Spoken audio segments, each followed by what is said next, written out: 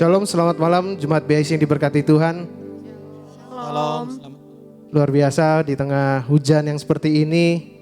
Mager ya pasti ya, tapi kita semua boleh hadir. Saya percaya teman-teman yang hadir pasti diberkati Tuhan hari ini. Amin. Amin. Mari kita mau mulai ibadah kita pada hari ini.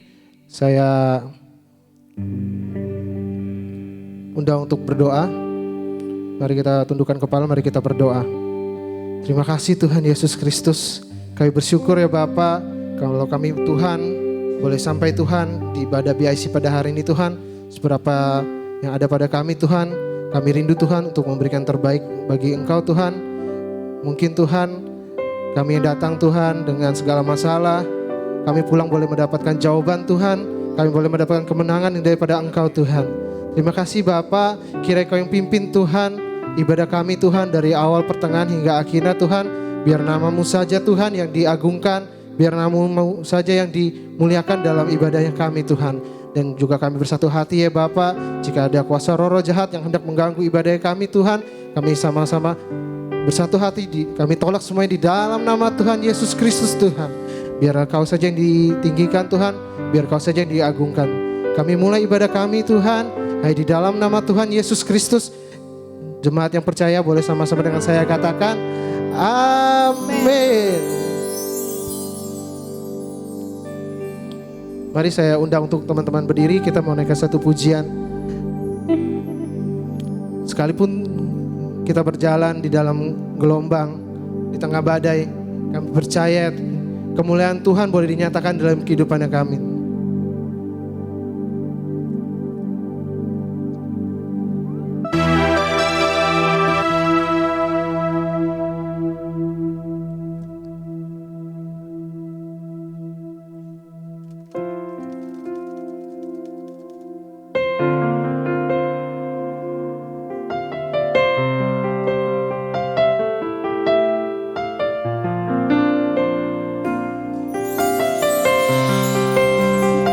Terima kasih Tuhan Yesus.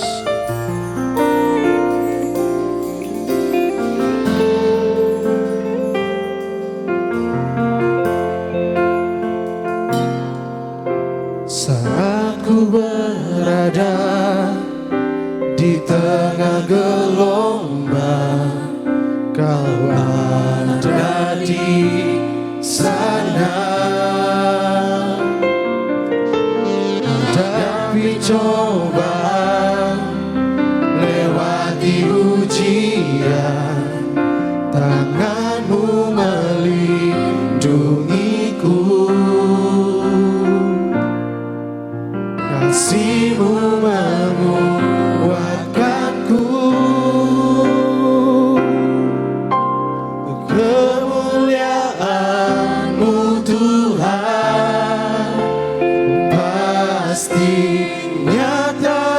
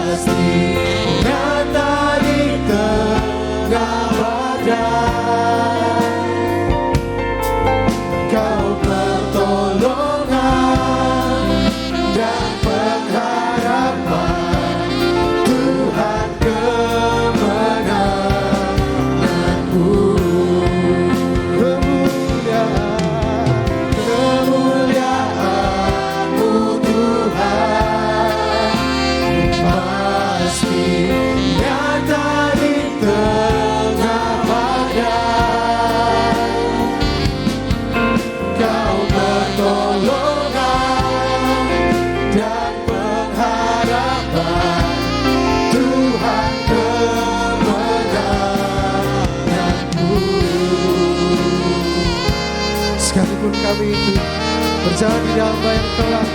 Kami percaya Tuhan, Engkau hadir, Engkau setia menemani setiap langkah kehidupan kami Tuhan. Biarlah Tuhan, dalam setiap masa dalam kehidupan kami bersungguh percaya Tuhan, kemuliaan-Mu Tuhan dinyatakan dalam kehidupan kami. Dan kami boleh diangkat menjadi pemenang, bahkan lebih dari pemenang. Mari jemaat yang percaya dengan sama-sama katakan, kemuliaan-Mu Tuhan, pastinya dari pengamatan, Kau pertolongan dan pengharapan, Tuhan kemenanganku.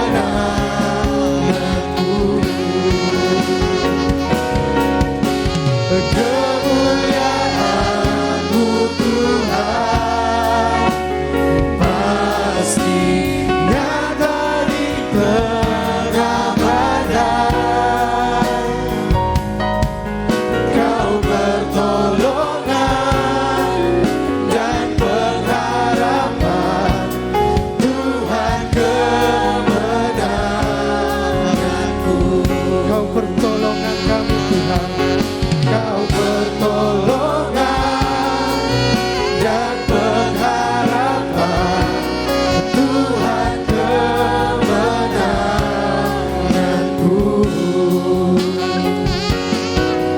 Kau pertolongan dan pengharapan, Tuhan kemenanganku.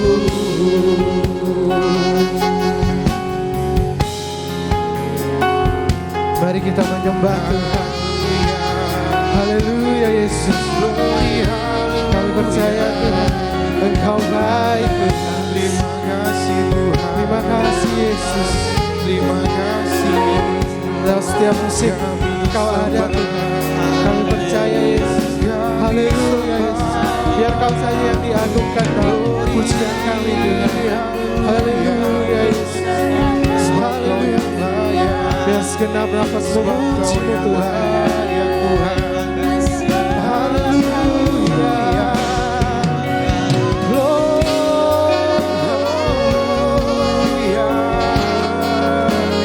Kemuliaan Tuhan dinyatakan dalam kehidupan kami. Kami percaya Tuhan, Engkau yang menyertai kami Yesus. Haleluya. Biar segenap nafas memuji-Mu Yesus Tuhan. Haleluya. Haleluya. Engkau yang layak disembah, Engkau yang layak diagungkan. Terima kasih Tuhan. Biar kemuliaan-Mu dinyatakan dalam kehidupan kami.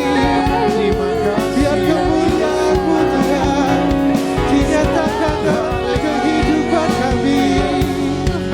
Haleluya.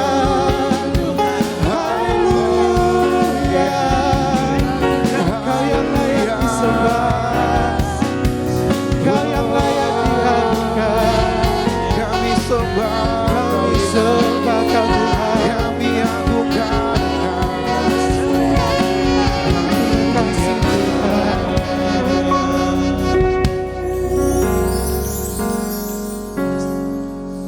Bapakku percaya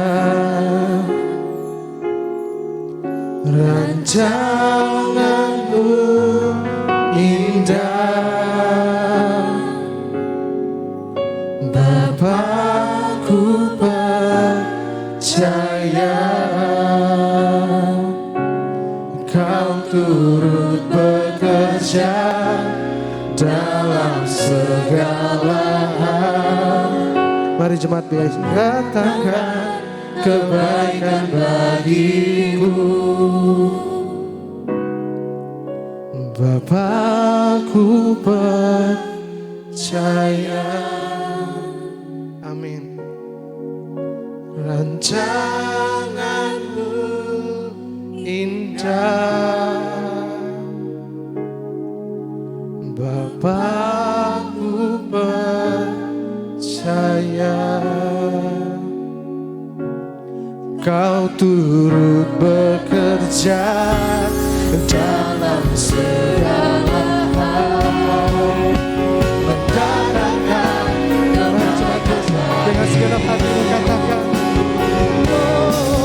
Bapa-Ku percaya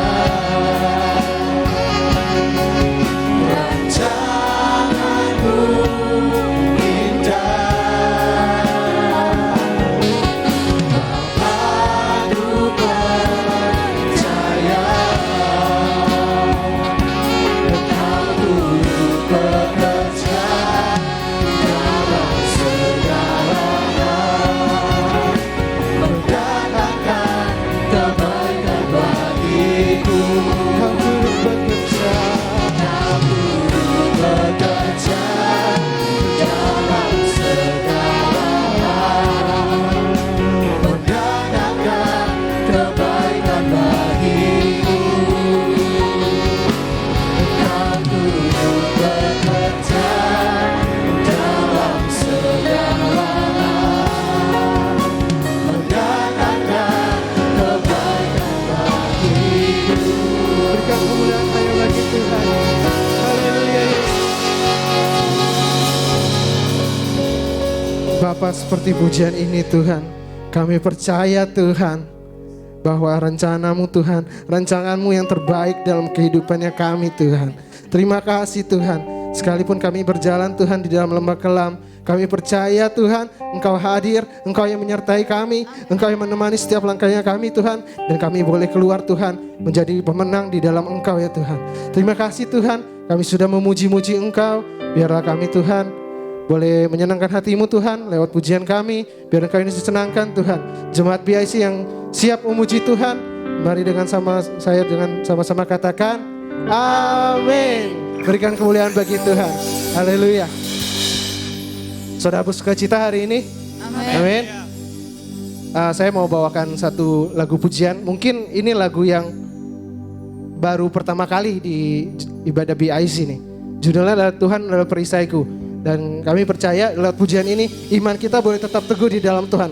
Boleh katakan amin? Amin. Ref, lagu ini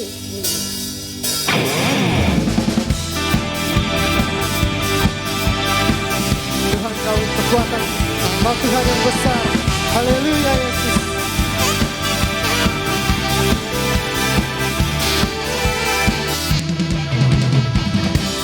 Tinggal dekatmu ku aman, hidup dalammu ku menang.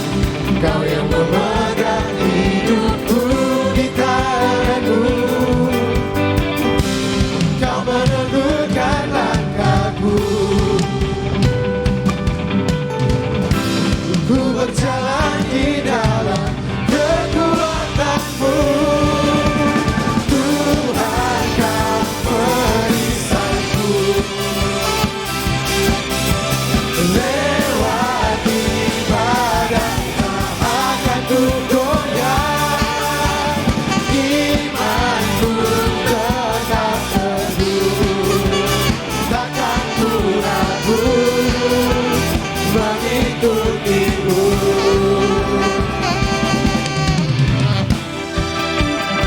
Lagu saya rindu ketika lagu ini dinyanyikan, Tuhan Kau perisaiku. Kita sama-sama kepalkan tangan kita di hadapan Tuhan dan sama-sama katakan amin. Setuju ya? Kita coba dulu ya. Tuhan Kau perisaiku. Katakan amin. Amin. Boleh sekali lagi ya. Tuhan Kau perisaiku. Katakan amin. Bisa ya. Lewati badai tak akan ku. Ayo kita mulai pujiannya dari awal ya. Tuhan Kau perisaiku.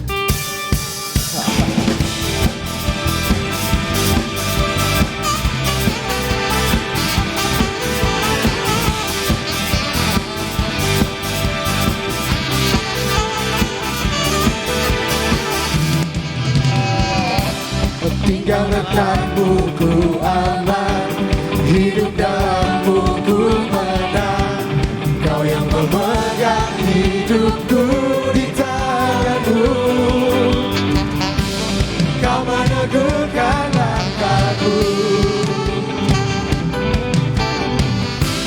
Ku berjalan di dalam kekuatan-Mu, Tuhan kan perisaiku.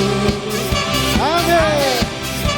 Lewati badai tak akan ku goyah, imanku tetap teguh, takkan ku ragu mengikutimu.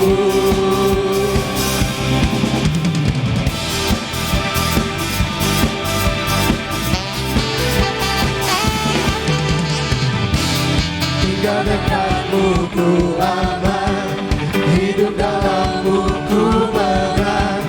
Kau yang memegang hidupku di tanganmu, Kau meneguhkan langkahku. Ku berjalan di dalam kekuatan-Mu, Tuhan kan perisaiku. Amin. Lewati badai tak akan ku goyah, imanku tetap teguh, takkan ku ragu mengikutimu. Tuhan kan perisaiku. Amin. Lewati badai tak akan ku goyah, imanku tetap teguh, takkan ku ragu mengikutimu. Musik memuji Tuhan. Kami percaya Tuhan, Kau Tuhan kami yang besar. Kami akan awal di dalam Engkau Tuhan. Haleluya.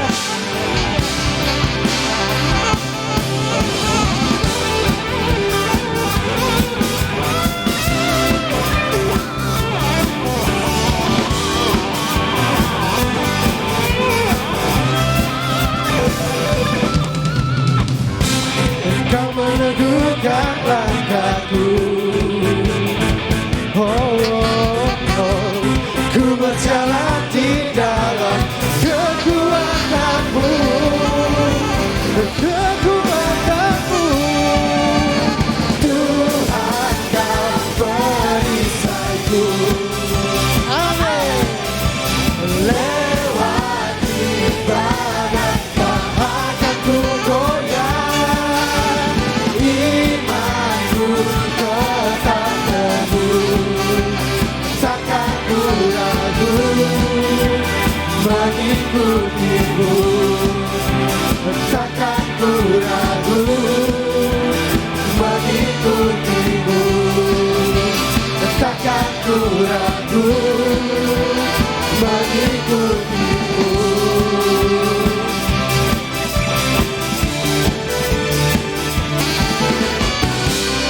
Berikan sorak-sorak yang terbaik buat Tuhan, Allah yang luar biasa, Allah sumber kekuatan kita. Haleluya. Terima kasih. Saya persilakan untuk duduk. Kita mau siapkan hati kita. Kita mau dengarkan firman Tuhan. Kita mau naikkan pujian Tuhan. Sungguh kami percaya akan janji-Mu Tuhan. Janji yang memberikan kami kemenangan. Janji-Mu yang luar biasa Tuhan. Rancangan yang tidak pernah gagal dalam kehidupannya kami Tuhan. Kami mau berharap terus Tuhan kepada Engkau Tuhan.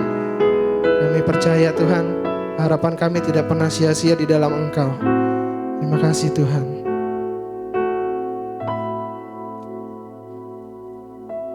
Sungguh besar setiamu, Kau nyatakan bagiku.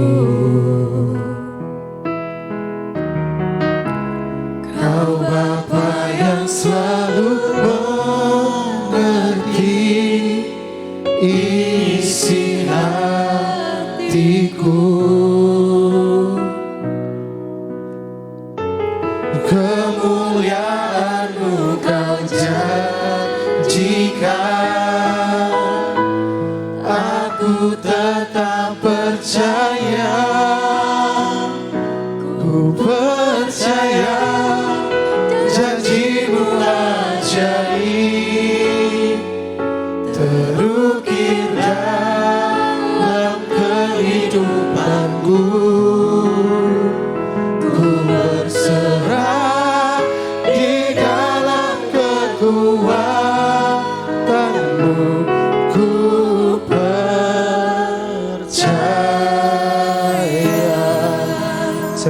bangkit berdiri, kita nyanyikan pujian ini.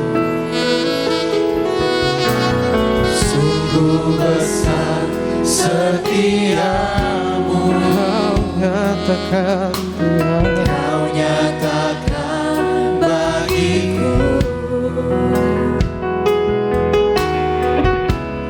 Kau Bapa yang selalu mengerti isi hatiku. Kemuliaanmu Kau janjikan, aku tetap percaya. Ku percaya janjimu ajaib,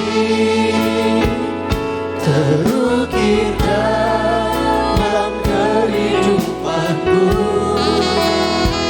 Ku berserah di dalam kekuatan, hanya Kau segalanya bagiku. Ku percaya janjimu ajaib, terukir dalam kehidupanku. Ku berserah di dalam kekuatanmu. Ku percaya,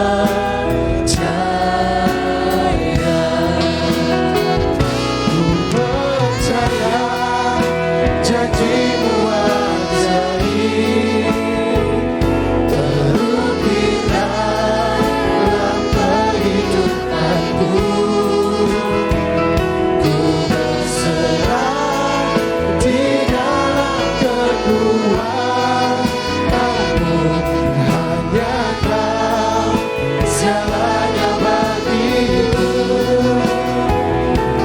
percaya janjimu ajaib, terukir dalam kehidupanku.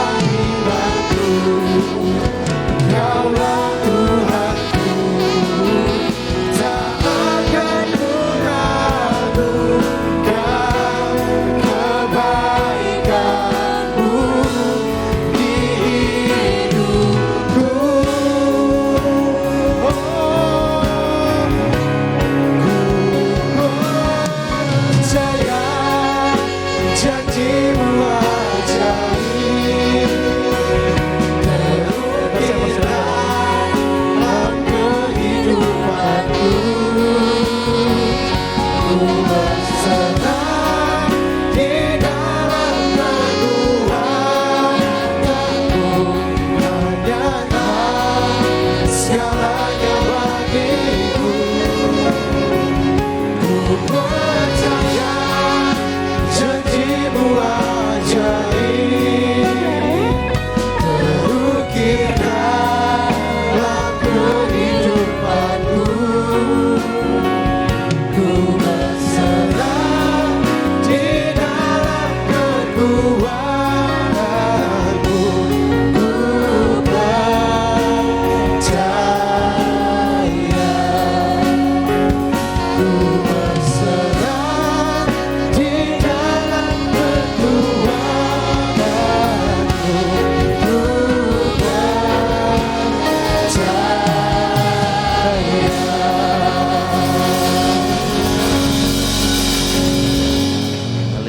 Puji Tuhan, kami sungguh percaya akan kasih karunia-Mu yang akan memberikan kemenangan kepada setiap kami. Terimalah pujian penyembahan kami Tuhan, dan berbicaralah kepada kami. Dan kami anak-anak-Mu siap untuk mendengarkannya. Dalam nama Yesus yang ajaib, Semua yang siap untuk firman Tuhan katakan bersama. Amin. Puji Tuhan. Silakan duduk. Haleluya. Puji Tuhan. Shalom. Kita bersyukur untuk hari ini kita ada dalam rumah Tuhan. Kita percaya bahwa Tuhan pasti memberkati kita sekalian. Haleluya. Ada seorang hamba Tuhan berkata bahwa dalam ibadah itu terbagi dua bagian besar. Bagian yang pertama Tuhan mendengar kita. Bagian yang kedua adalah kita mendengar Tuhan. Ketika Tuhan mendengar kita maka Tuhan diberkati. Ketika kita mendengar Tuhan kita diberkati. Ketika saya ada di satu daerah di Papua, saudara-saudara. Saya kagum sekali dengan mereka memuji menyembah Tuhan. Mereka tidak pakai band seperti ini, mereka pakai ukulele. Tapi ukulelenya ada 20 kali. Dan kemudian mereka kalau nyanyi, waduh saudara-saudara, semangat sekali. Tetapi KKR hari pertama saya agak kecewa saudara-saudara, teman saya berkhotbah. Ternyata mereka cuma suka Tuhan mendengar mereka. Mereka kurang bergairah mendengar Tuhan. Itu sebabnya ketika firman Tuhan, mereka masuk firman Tuhan dengan sangat berkeringat saudara-saudara.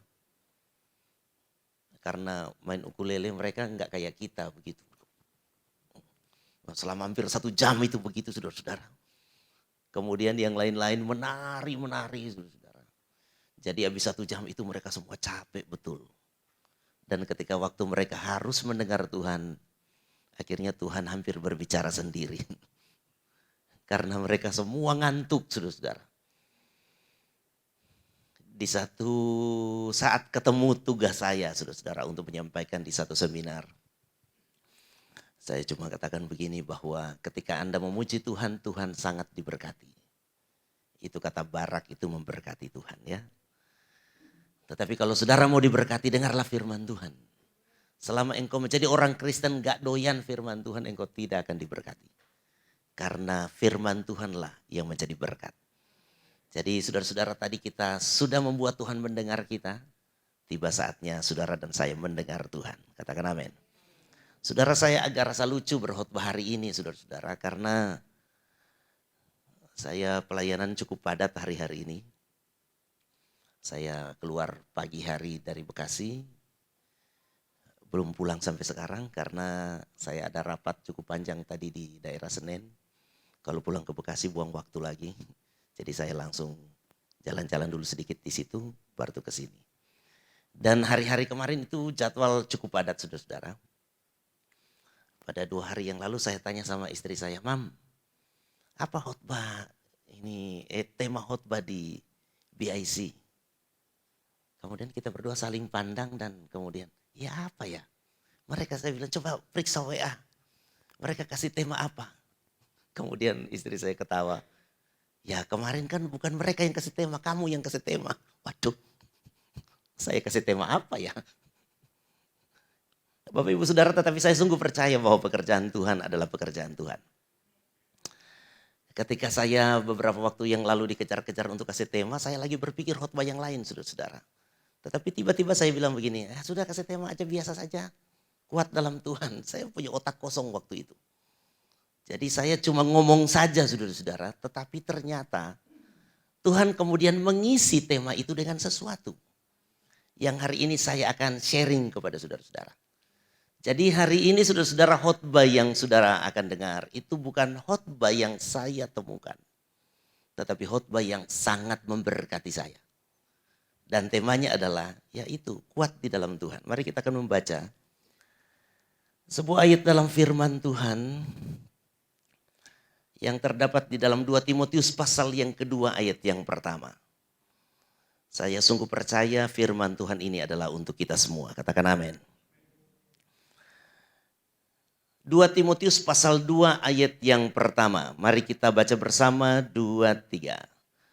Sebab itu, hai anakku, jadilah kuat oleh kasih karunia dalam Kristus Yesus. Sekali lagi 2, 3. Sebab itu hai anakku, jadilah kuat oleh kasih karunia dalam Kristus Yesus. Bapak Ibu Saudara yang terkasih, karena ini sudah banyak Bapak dan Ibu ya yang hadir hari ini, termasuk di depan ini juga sudah Bapak, pasti bukan Ibu. Ibunya mana? Nah, saya merasa begini bahwa tema khotbah ini penting sekali bagi saudara-saudara ini usia ini. Karena ketika saya merenungkan saudara-saudara tentang tema ini, saya mengingat ketika saya seusia kalian. Yaitu usia antara 25, 26 tahun sampai 40 barangkali. Umur berapa? Ya berarti mantap saya ya. Saya tidak tahu ada yang lebih tua dari ini apa enggak. Saya lupa namanya, sorry. Usia 25 sampai usia 40 itu sangat menentukan hidup seseorang. Baik secara jasmani ataupun secara rohani.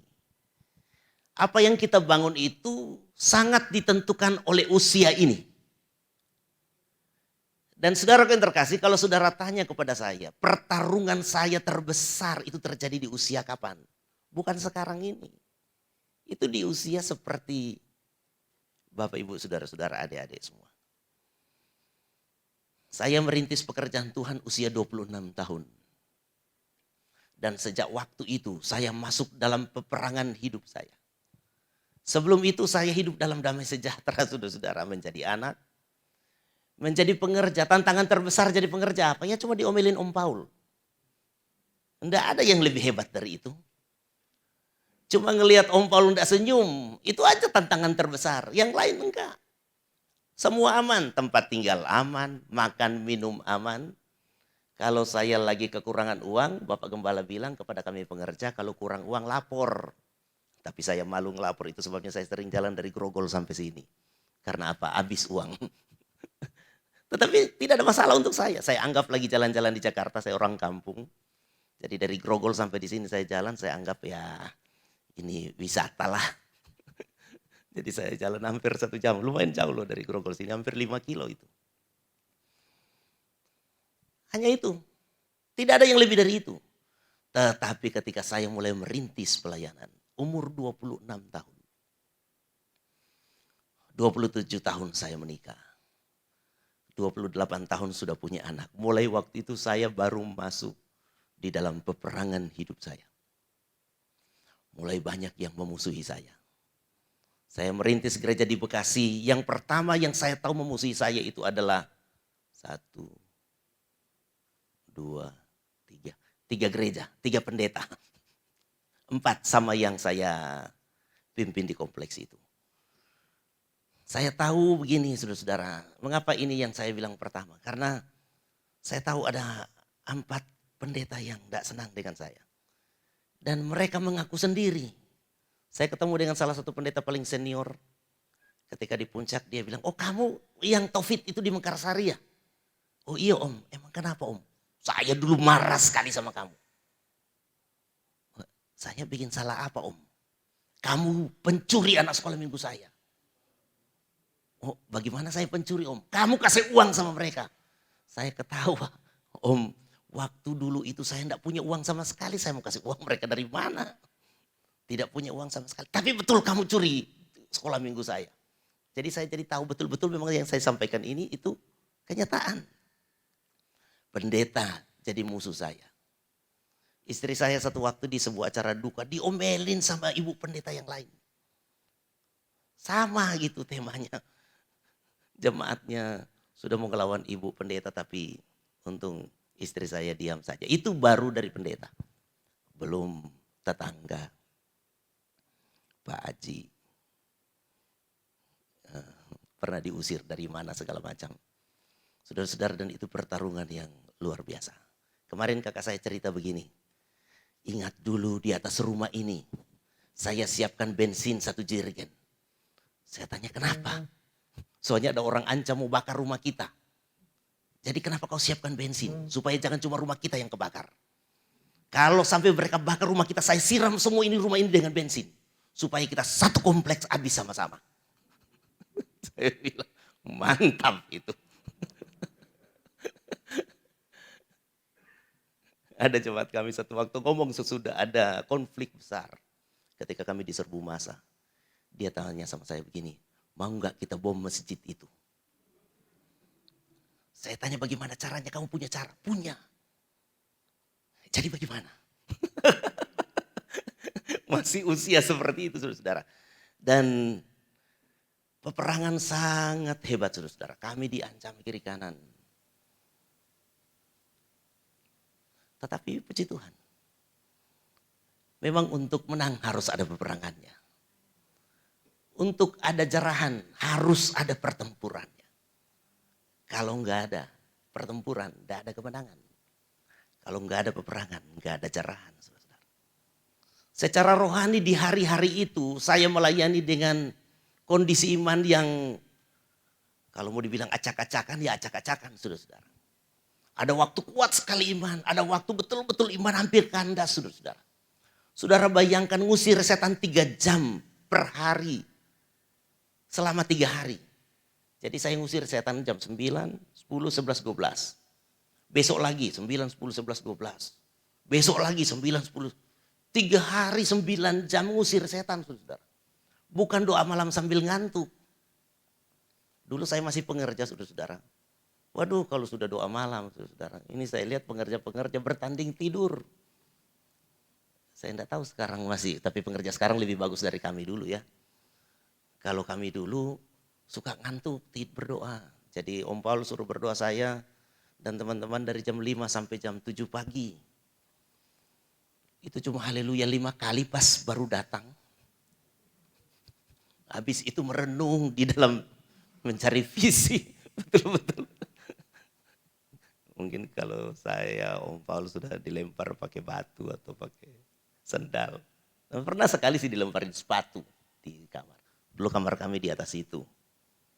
Tiba-tiba subuh, udah brak. Wih, pas cari apa? Sepatu. Kenapa bisa bunyi keras? Dia lempar dari bawah sini kan. Mengapa? Karena kami pengerja gak ada yang bangun doa. Itu 3 jam setiap hari bukan doa seperti itu. Memang teriak-teriak dalam nama Yesus, setan pergi. Saudara tahu apa setan bilang? Gak mau pergi. Emang kenapa? Dia milik saya.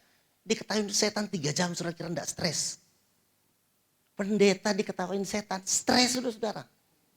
Datang dengan iman gagah perkasa, pulang habis iman.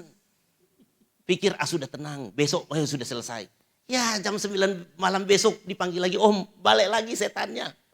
Saya pergi sudah setengah hati, ini setan ini masih mau keluar apa enggak. Saya usir, diketawain setan. 6 jam sudah, 6 jam diketawain setan. Itu di usia apa? Usia seperti ini. Jadi saya mengalami peperangan rohani, peperangan jasmani, peperangan mental, peperangan fisik di dalam usia seperti saudara. Tetapi puji Tuhan ada kasih karunia Tuhan yang menguatkan. Akhirnya kami menang 1 demi 1. Akhirnya dengan pendeta-pendeta yang marah, kami semua jadi sahabat. Lingkungan yang kejam saudara-saudara Tuhan mulai hajar 1 demi 1. Yang paling memusuhi kami pergi meninggalkan kompleks. Kemudian yang lain-lain mulai. Dan itulah hasil yang ada di GPD Philadelphia Bekasi hari ini. Sekali lagi saya mau katakan begini, pertarungan saya terhebat itu di usia saudara. Nah sekarang ini saya lagi ditantang Tuhan masuk di jilid 2 pertarungannya. Saya sudah bilang sama istri saya, Mam, ini kita masuk di periode kedua untuk pelayanan GPD Philadelphia. Visi kita belum tercapai karena masih butuh peperangan lagi. Jadi kami kemudian mulai mengumumkan sebuah pertarungan baru. Yaitu GPD Philadelphia sekarang hanya punya 2 ruko. Kami memang 3 kali ibadah, rata-rata 90 orang ibadah setiap ibadah. 4 kali dengan gereja anak. Kami merasa sudah mentok, jadi mesti ada sesuatu yang baru. Jadi kami mau beli tanah yang baru, pengen bangun gereja resmi. Saya bilang kita beli tanah 1000 sampai 2000 meter di Bekasi. Dan yang gak enaknya pas saya tanya, semua tanah yang ukuran begitu harganya 7 sampai 9 M. Waduh, mau beli pakai apa? Tapi saya bilang sama istri saya, mari kita siap bertarung kembali. Sekarang kita punya modal 2 ruko, kita jual mungkin 3 sampai 4 M. Saya bilang kita rela ngontrak lagi seperti dulu masih muda. Dan kita siap untuk bertarung kembali. Karena bangun gereja di Bekasi itu peperangan, saudara-saudara. Ada satu gereja yang dibangun, saudara-saudara, di demo massa itu sepanjang jalan. Saudara kalau tahu Metropolitan Mall di Bekasi, orang demo dari Metropolitan Mall sampai di Sumarekon. Bayangkan ada 2 atau 3 kilo orang berbaris demo gereja. Saya dalam hati begini, saya siap untuk itu kembali. Karena saudara yang terkasih, kalau nggak ada perang, nggak ada kemenangan. Nggak ada pertempuran, nggak ada jarahan. Jadi demi visi, saya bilang sama istri saya, mari kita siap untuk bertempur kembali. Nah, Bapak Ibu Saudara adik-adik semua, untuk menjadi pemenang, itu saudara-saudara tidak bisa lemah. Harus kuat. Saudara yang terkasih, konteks dari ayat yang kita baca tadi, di 2 Timotius pasal yang kedua ini, itu Paulus menempatkan anak-anak Tuhan bagaikan seorang prajurit. Dan prajurit untuk menjadi pemenang itu harus kuat. Saudara yang terkasih, prajurit yang lemah itu. Jadi saya dapat firman Tuhan ini kalimatnya begini.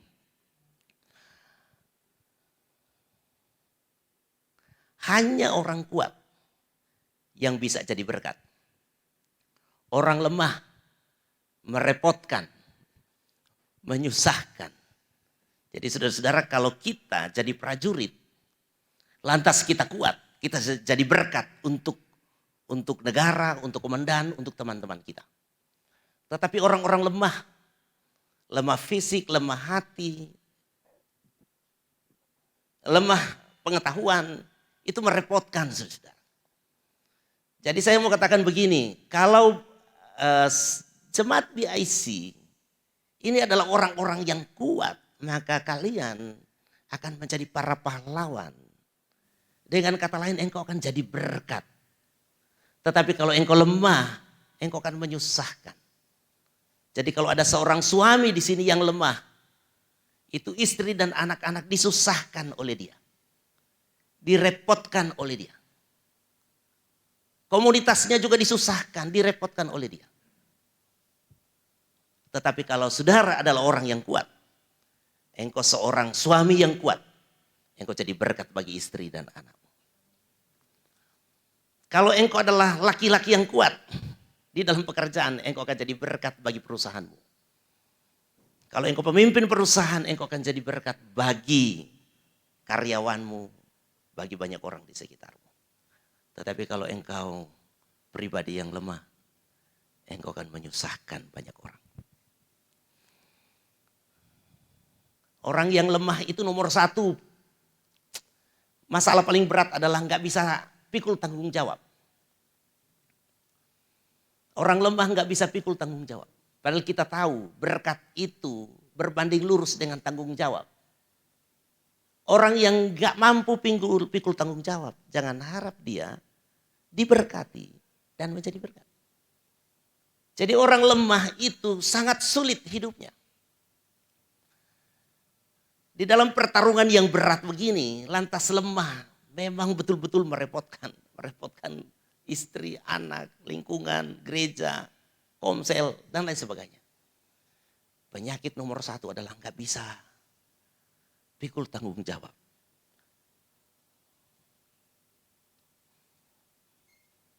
Yang kedua yang saya bilang tadi, jadi beban orang lain.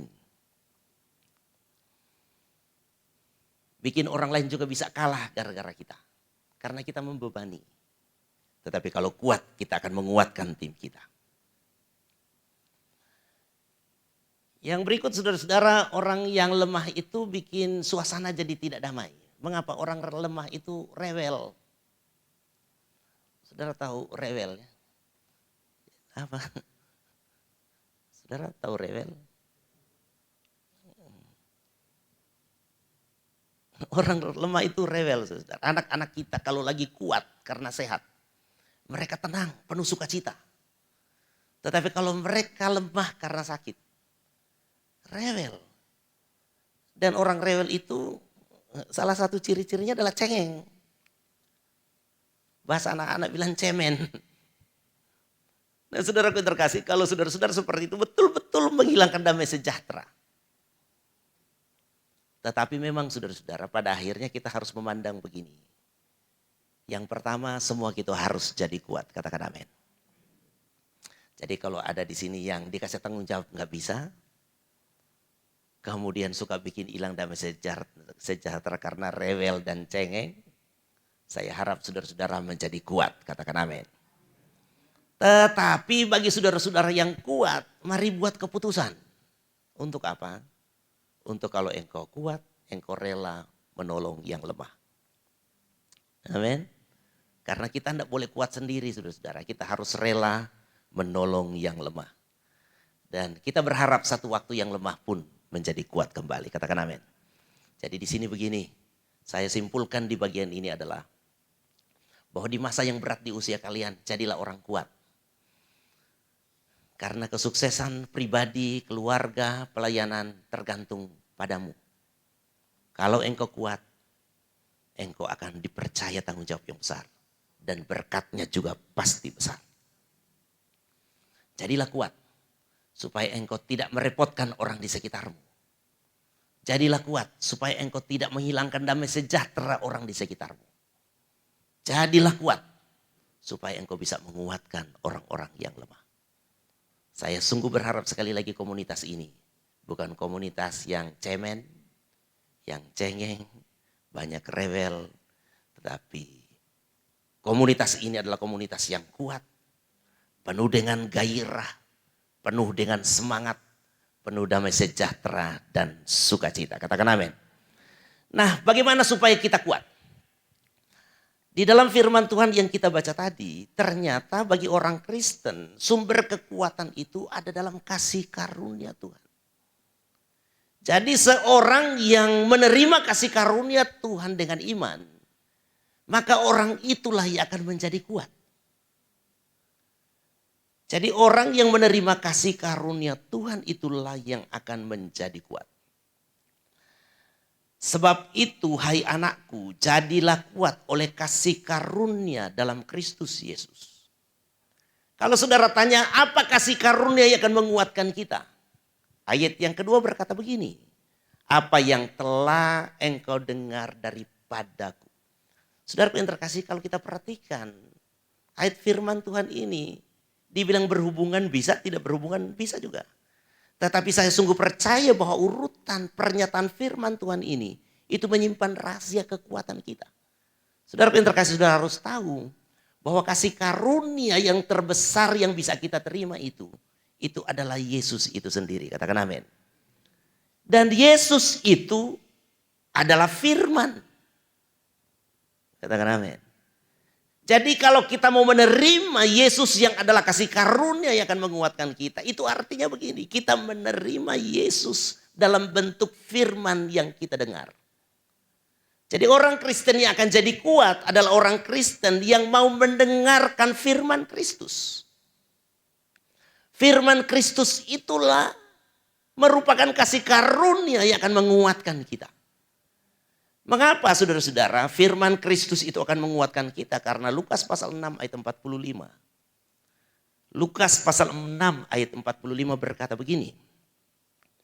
Orang yang baik mengeluarkan barang yang baik dari perbendaharaan hatinya yang baik.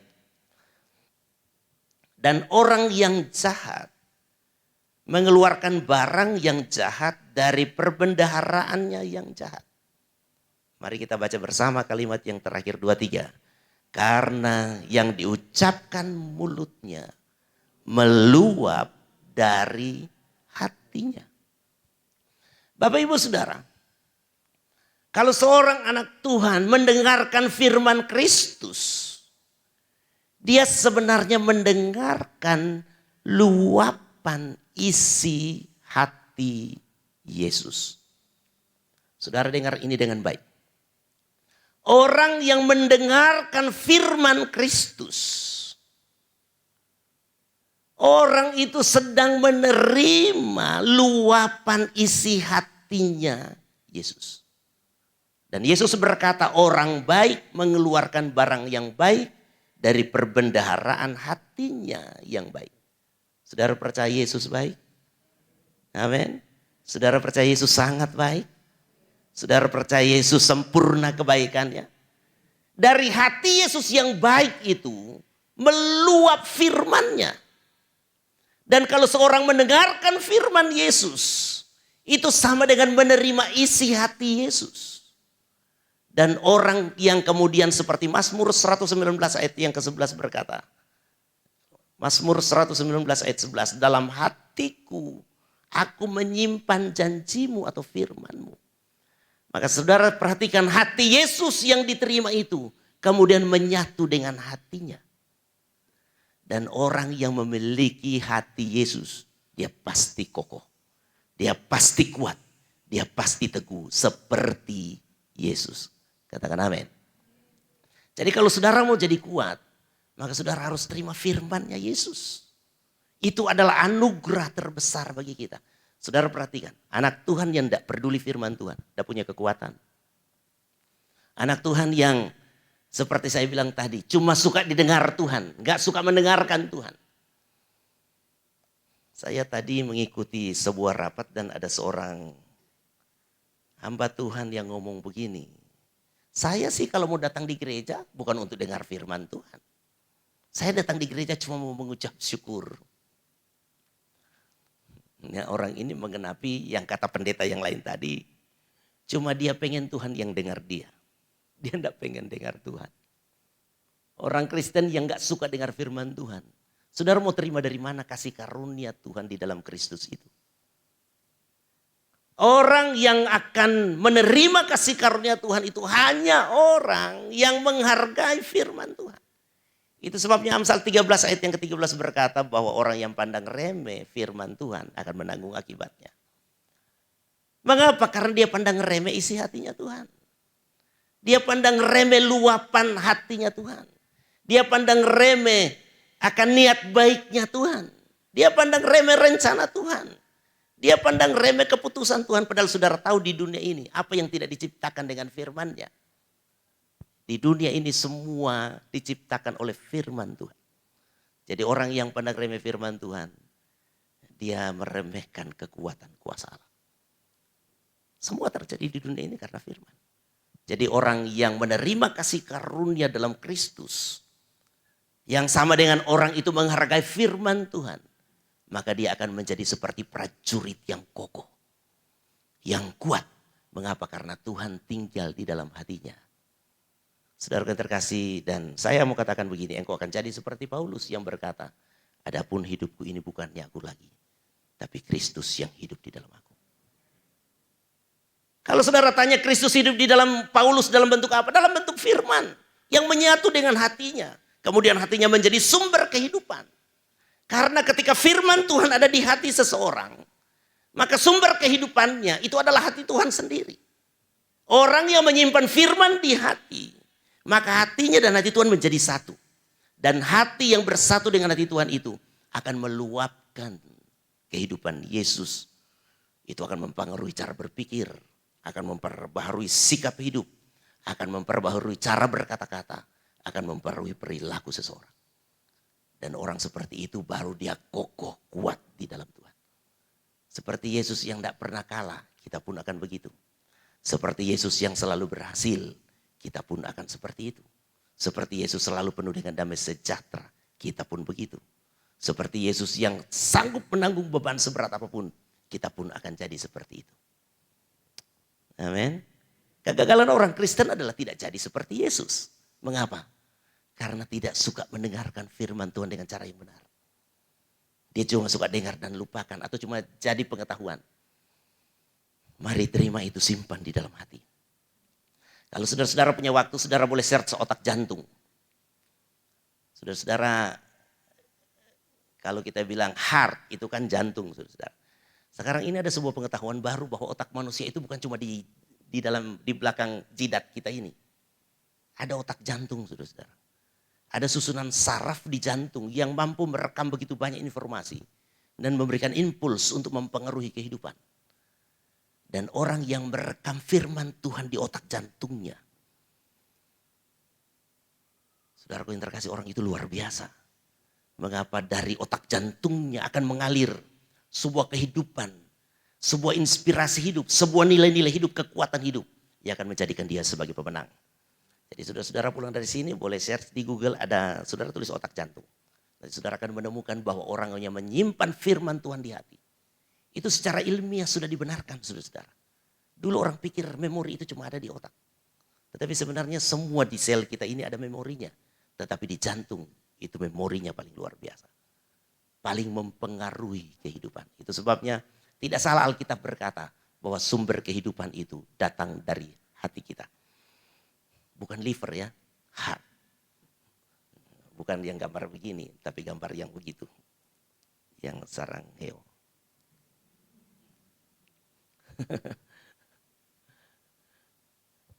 Saya akan kasih sedikit contoh kepada saudara-saudara tentang orang yang menerima firman-Nya. Mari kita perhatikan Hakim-Hakim pasal yang ke-6.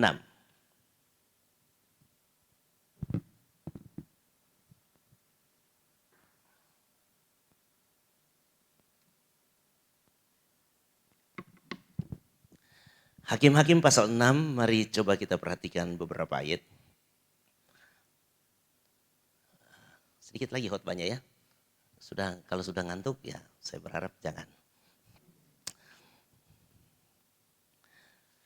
Ini cerita, saya mau pengen tahu siapa yang sudah dari sekolah minggu, orang Kristen dari sekolah minggu? Yang sekolah minggu Kristen? Boleh angkat tangan yang sekolah minggu? Yang sekolah minggu di wihara? Oke, angkat tangan nih, saya cuma pengen tahu. Ya ada yang sekolah minggu di masjid? Enggak banyak, kebanyakan sekolah minggu di sini. Atau saudara kemana-mana?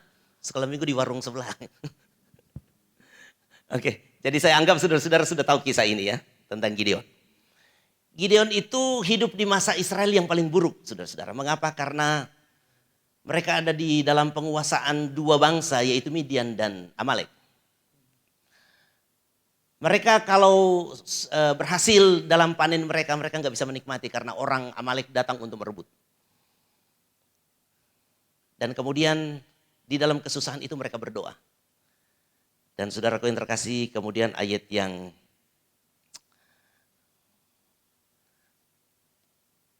kalau kita perhatikan di dalam ayat, kita perhatikan ayat yang ke-10.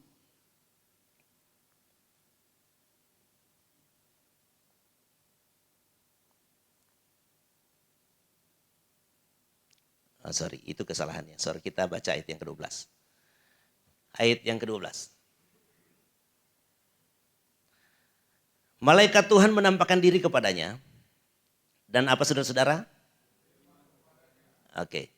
Jadi Bapak Ibu Saudara, saya mau katakan begini, bahwa solusi dari semua masalah kehidupan itu selalu mulai dari firman Tuhan. Katakan amin. Jadi saudara-saudara, Gideon ini menang. Karena apa? Ada firman Tuhan. Saudara perhatikan. Tuhan menyertai engkau ya pahlawan yang gagah berani. Ayat yang ke-13 kita baca saudara-saudara. Jawab Gideon kepadanya, Tuhan, jika Tuhan menyertai kami, mengapa semua ini menimpa kami? Saudara perhatikan, firman Tuhan dan kenyataan gak cocok. Tetapi firman Tuhan tetap firman Tuhan. Amin.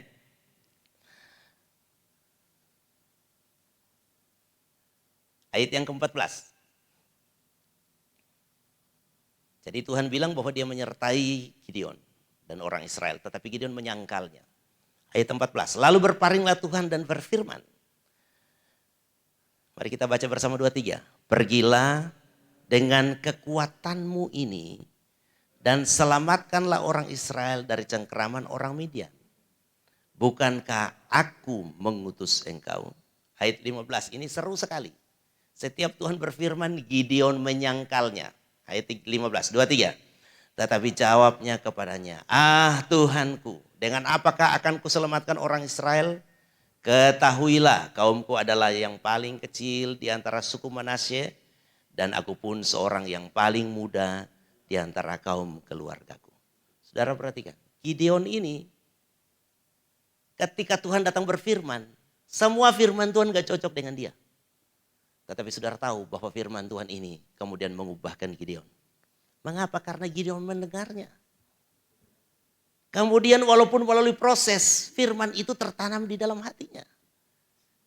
Yaitu aku menyertai kamu dan engkau kuat untuk mengalahkan orang Midian. Saudara, kalau saudara baca selanjutnya, orang Midian yang dikalahkan Gideon itu adalah 165.000 orang. Berapa jumlah pasukan Gideon mengalahkan 165.000 itu? 300 saja. Mengapa bisa menang? Karena ayat 16. Di sini ada terjemahan bahasa Indonesia masa kini enggak? Enggak ada. Siapa tahu ada? Enggak ada ya? Om Bobi enggak ada pasti? Fix enggak ada? Oke, saudara-saudara, di Alkitab ada yang terjemahan Indonesia masa kini? Coba periksa di terjemahan Alkitab. Punya berapa terjemahan Alkitab? Siapa namanya? Siapa namanya ini kok ini? Rocky. Punya terjemahan yang lain di Alkitab? Enggak ada?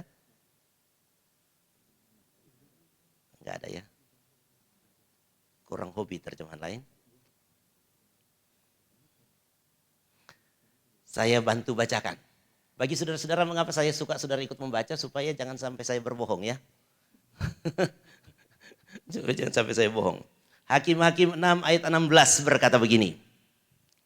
Jadi tadi kan ketika Tuhan berkata engkau kuat, aku menyertai engkau dan engkau kuat, engkau akan dapat mengalahkan orang Midian. Gideon menyangkalnya, enggak, kalau Tuhan beserta, kenapa kami jadi susah? Yang kedua dia katakan bahwa saya ini paling muda, saya paling lemah di antara keluargaku.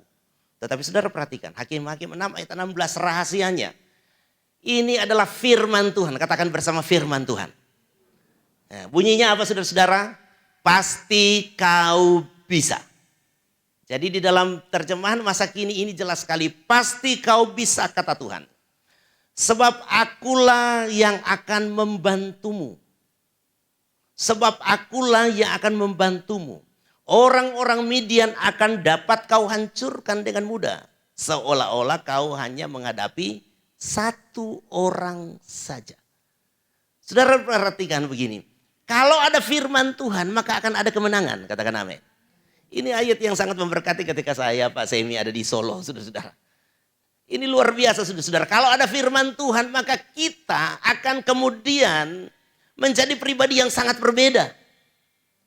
Bayangkan saudara-saudara, Gideon ketika disuruh perang dengan cara yang normal tidak mampu.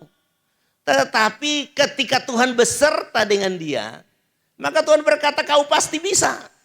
Dan ternyata memang dia bisa. Saudara bayangkan di peperangan terakhir ketika 150.000 orang itu sudah dikalahkan. Itu masih ada 15.000 yang lari saudara-saudara. Dan 15.000 yang lari itu dikejar oleh 300 orang. Saudara bayangkan bagaimana mereka bisa menang secara jumlah. Tetapi Tuhan bilang begini, kau pasti bisa. Sebab apa saudara-saudara? Tuhan berjanji, aku akan membantumu. Saudara yang terkasih, saya mau katakan kepada adik-adik semua yang hadir hari ini. Bahwa dalam peperangan hidup ini, saya mau katakan begini. Bahwa firman Tuhan yang kalian dengar ini tidak kebetulan. Engkau juga pasti bisa. Mari bilang sama temannya, engkau pasti bisa jadi pemenang. Amin. Engkau pasti bisa. Mengapa? Karena Tuhan akan membantumu. Mari bilang lagi sama temannya, engkau pasti bisa karena Tuhan yang membantumu. Saya cerita tadi tentang peperangan kehidupan saya di usia 30-an tahun, saudara-saudara. Kalau mau ikut kemampuan, tidak ada kemampuan. Tetapi saya sudah melihat Tuhan membantu saya. Tuhan sudah membantu saya. Saudara bayangkan saya beli ruko harga 250 juta dengan uang 5,5 juta. Saya punya uang hanya 5,5 juta, saya tawar ruko 250 juta. Tetapi saya lihat Tuhan sudah membantuku. Saudara ketika kami mau diserbu, ketua masjid di daerah kami, saudara-saudara. Dia datang untuk mengajak orang, saudara tahu hari ini.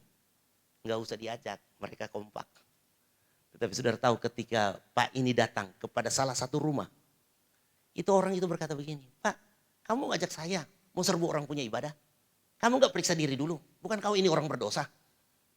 Saudara dikata-katain sama temannya, sehingga Bapak Ketua ini pulang. Saudara-saudara, dan Bapak ini yang ngomong kepada jemaat kami, dia bilang begini, kalau Bapak itu datang menyerbu tempat kamu, lapor sama saya suruh tangkap dia. Saudara bayangkan, mengapa mereka bisa jadi berantakan dan berlawanan satu dengan yang lain.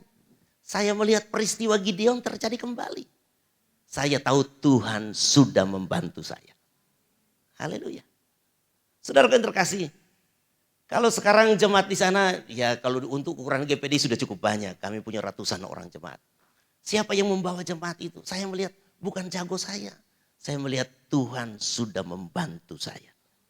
Banyak masalah dan tantangan pergumulan kami hadapi. Saya juga tidak tahu banyak kali jalan keluarnya. Tetapi saya sudah melihat Tuhan sudah membantu saya. Saya pastikan kepada saudara, kalau engkau terima firman Tuhan hari ini.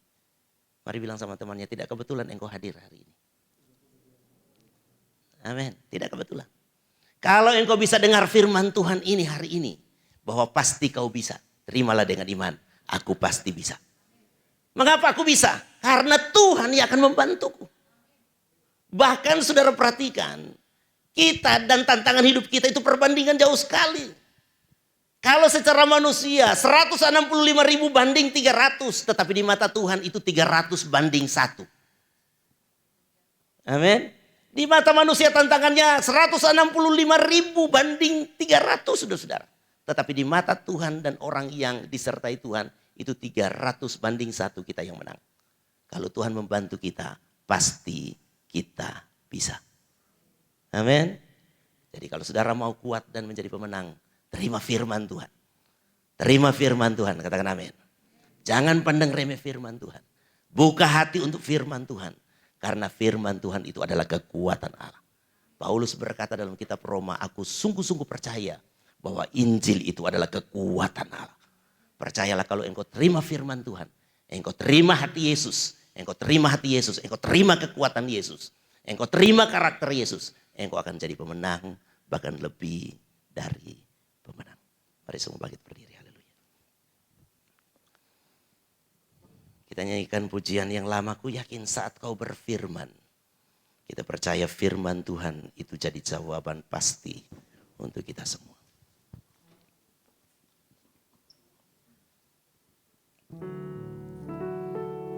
Ku yakin saat kau berfirman, ku menang saat kau bertindak.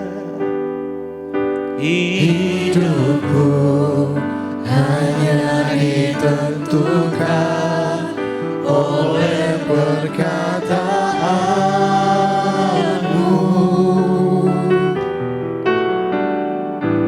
Ku aman karena kau menjaga. Ku kuat karena kau menopang. Hidupku hanya ditentukan oleh kuasa-Mu. Bapak Ibu Saudara, mungkin ketika saya sedang menyampaikan firman Tuhan tadi, ada yang mengingat pertarungan yang sedang engkau jalani. Dan engkau merasa seperti Gideon. Tuhan, aku selama ini tidak pernah melihat engkau menyertai aku. Mengapa masalahku berat sekali? Dan aku seperti tidak pernah melihat ada jalan keluar. Semua buntu. Kenyataan hari ini saya susah. Kenyataan hari ini saya gagal. Kenyataan hari ini masalah terlalu besar, terlalu berat bagiku. Saudara ingat, firman Tuhan sudah datang kepadamu hari ini. Bahwa engkau akan jadi pemenang. Engkau kuat. Dan dengan kekuatanmu, engkau akan menjadi pemenang. Bahkan lebih dari pemenang. Saudara, mari kalahkan kenyataan dengan firman Tuhan. Dan kalau engkau buka hati untuk firman Tuhan, maka kuasa Tuhan akan nyata dalam hidup. Saudara ingat, tantangan sebesar apapun dapat engkau atasi hanya seperti mengalahkan satu orang saja. Percaya bersama Tuhan, engkau pasti bisa. Ku yakin saat kau berfirman. Amin. Jangan jadi orang lemah. Jadilah orang yang kuat. Hanya orang kuat yang akan dipercayakan tugas-tugas yang berat. Dan di balik semua tugas yang berat ada berkat yang besar. Jangan jadi orang yang cengeng, yang rewel, yang lemah, yang tidak bisa dipercaya. Jadilah orang yang kuat. Dan untuk kuat engkau harus buka hati untuk firman.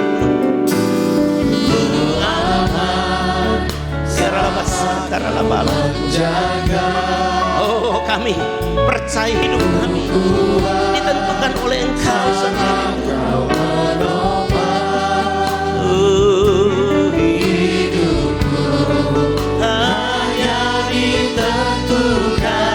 Amin. Kami sungguh percaya kuasa-Mu yang menentukan kehidupan kami.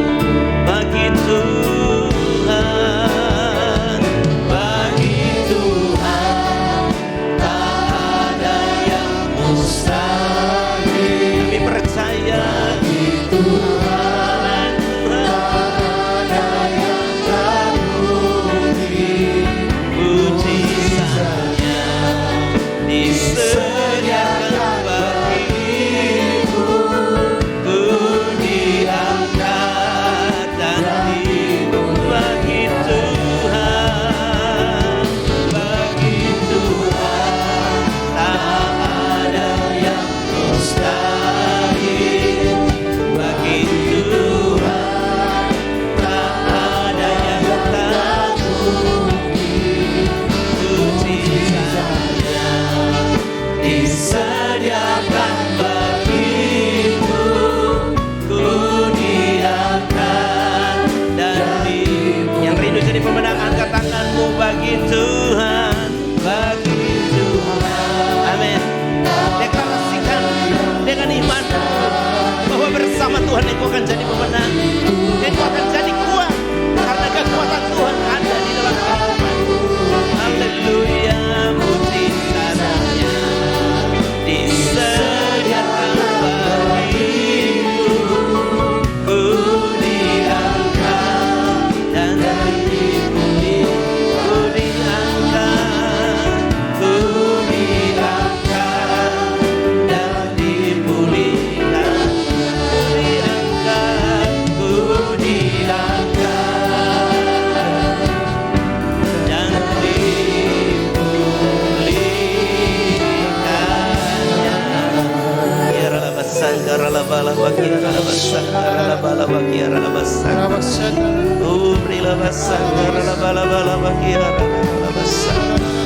Kami buka hati kami untuk firman-Mu Tuhan. Kami buka hati untuk firman-Mu Tuhan. Biarlah firman-Mu menguatkan kami, sehingga kami kuat dalam kasih karunia-Mu Tuhan. Haleluya. Sekali lagi saya baca firman Tuhan bagimu. Engkau yang sedang ada dalam pergumulan, dengar firman Tuhan. Hakim-Hakim pasal 6 ayat yang ke-16. Pasti kau bisa. Pasti engkau bisa. Engkau pasti bisa menjadi pemenang, kata Tuhan. Sebab Tuhanlah, sebab akulah yang akan membantumu. Terima dengan iman dalam nama Tuhan Yesus Kristus. Engkau punya kekuatan yang baru. Kekuatan karena kasih karunia Yesus Kristus yang sudah terima melalui firman Tuhan. Dalam nama Yesus kami terima firman Tuhan. Haleluya. Amin. Silakan.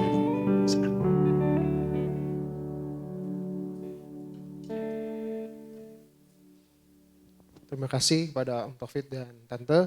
Kira firman yang dibagikan boleh menguatkan kita dan kita boleh terus bertumbuh di dalam Tuhan. Saya bacakan pengumuman. Seluruh informasi BIC seperti biasa akan disampaikan melalui WA grup BIC dan sosial media BIC. Pastikan semua teman-teman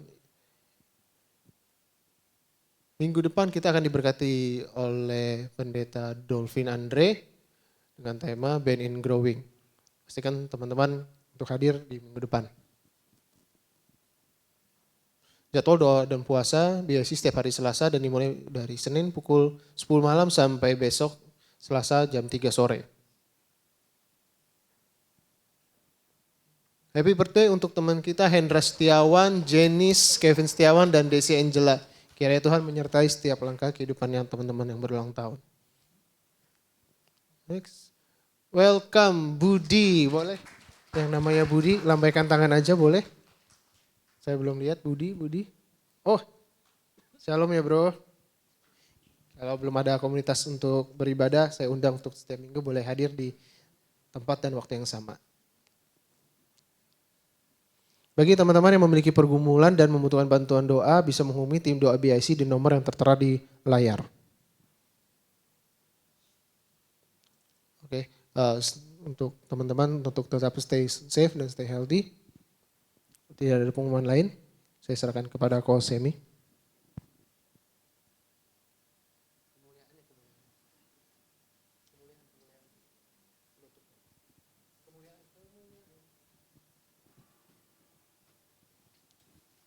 Terima kasih Pak Taufik atas firman-Nya. Biarlah firman-Nya ini dapat kita terapkan dalam kehidupan kita masing-masing. Tiba saatnya kita akan mengakhiri kebaktian kita pada hari ini. Mari kita berdiri, kita menyanyikan satu buah lagu. Kemuliaan-Mu Tuhan, pasti nyata di tengah badai. Kau pertolongan dan pengharapan, Tuhan kemenanganku. Kemuliaan-Mu Tuhan, pasti nyata di tengah badai.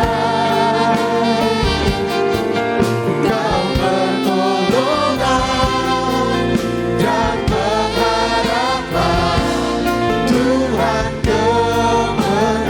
Kau pertolongan kami, Kau pertolongan dan pengharapan, Tuhan kemenanganku. Kau pertolongan dan pengharapan, Tuhan kemenanganku.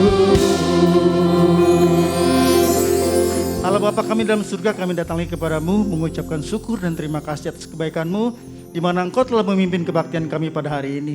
Terima kasih Bapa atas firman-Mu yang telah kami dengar. Biarlah firman-Mu ini dapat kami terapkan dalam kehidupan kami Bapa. Jangan kami cengeng, biarlah kami kuat berjalan bersama Engkau.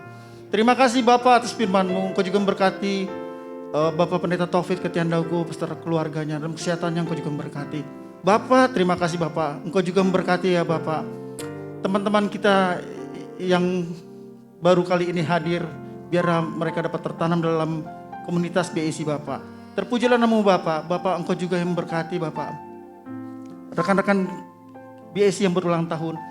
Engkau telah memimpin umurnya 1 tahun yang lalu dan kiranya Engkau juga akan memimpin umurnya 1 tahun ke depan. Kiranya penyertaan Engkau menyertai mereka semua. Terpujilah nama-Mu Bapak. Bapak kami dalam surga, terima kasih juga atas penyertaan-Mu buat kami seluruh rekan-rekan BIC yang hadir pada hari ini.